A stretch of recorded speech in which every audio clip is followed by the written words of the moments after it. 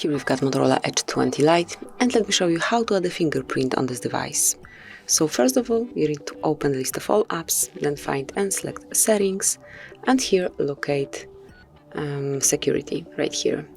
Then click on Fingerprint, and provide your pattern if you already have one, and if you don't, you will have to create a new one. And now just tap on Set up your fingerprint. You will find the sensor at the edge of your device, right here. It's also your power button, so smoothly tap to add your fingerprint.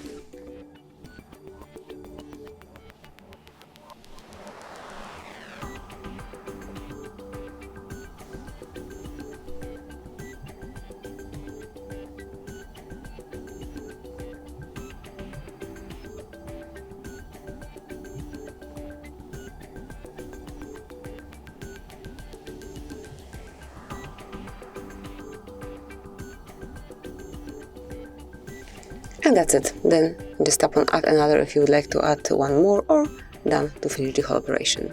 And from now on you can unlock your device with this backup pattern that you had already, or that you set, or you can use your fingerprint. So just tap on the power button with your fingerprint,